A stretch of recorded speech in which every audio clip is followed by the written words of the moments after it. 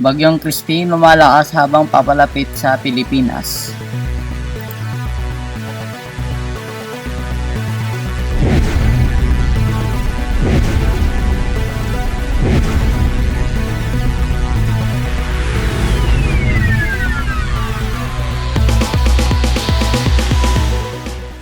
Patuloy pa rin ang paglakas ni Bagyong Christine, international name Trami, habang ito ay papalapit sa Pilipinas. Ito ay isang severe tropical storm na kasalukuyan nasa 15.7 degrees north, 124.4 degrees east.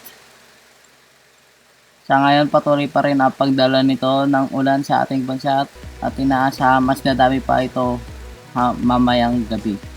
Sa ngayon, meron itong lakas ng 110 km per hour or 75 miles per hour sa 1 minute sustained at may pressure ng 982 hectopascals at gumagalaw pa west-northwest sa 17 km per hour. Ito naman ang wind field ng bagyo. Meron itong 230 nautical miles sa northwest quadrant nito na kasalukuyang bumabalot sa northern Luzon at 140 nautical miles naman sa southwest quadrant nito. Ito naman ang distansya nito sa lupa, 235 km mula sa Daet sa Camarines Norte, 258 naman mula sa Kasiguran sa Aurora, 304 mula sa Baler, 355 km mula sa Tugigaraw at 387 naman mula sa Maynila.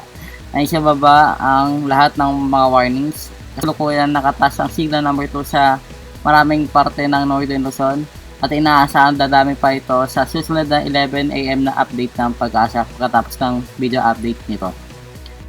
Ito naman ang estimate ng mga ahensya sa ngayon. Ang 110 km per hour ay nakabase sa Asyat Pass at sa isang drifting buoy na nakahanap ng 982 millibars na pressure.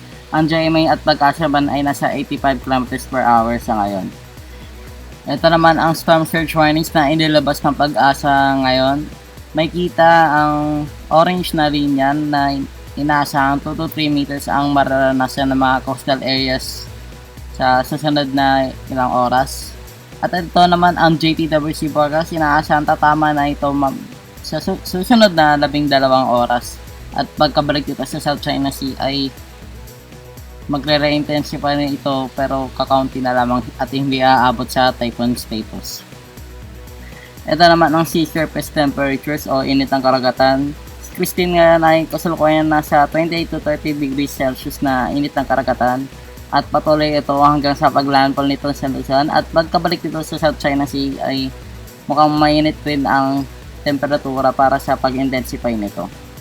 Ito naman ang forecast ng GFS sa susunod na 5 araw. Inaasahang pagkatapos nito maglandfall sa Luzon ay tatahakin itong track ay papuntang sa Vietnam at mag-intensify ito ng kaunti. At ang rainfall forecast naman inaasahang 200 mm or mas marami pa ang babagsak sa Cagayan, Isabela, Quezon at sa Camarines Norte sa ngayon. At 50 to 100 mm or moderate to heavy rainfall ang mararanasan ng Metro Manila at sa Karatig Bayan.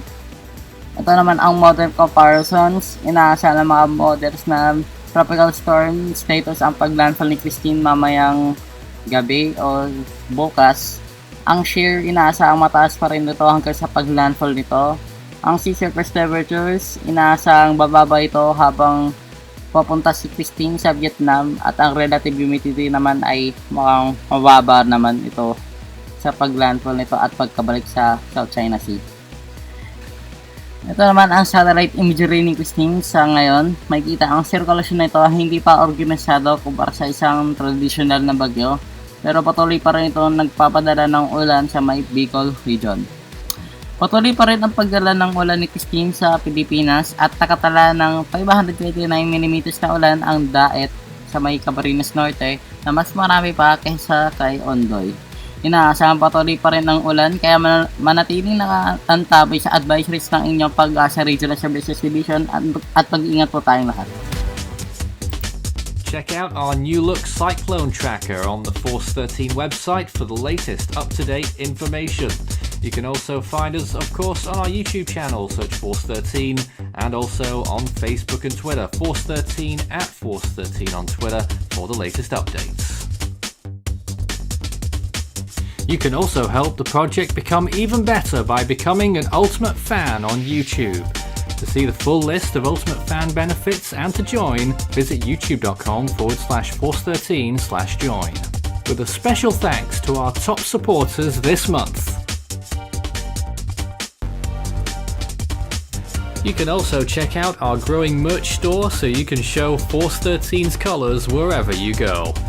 You can also find a link to our Discord server underneath this video in the description.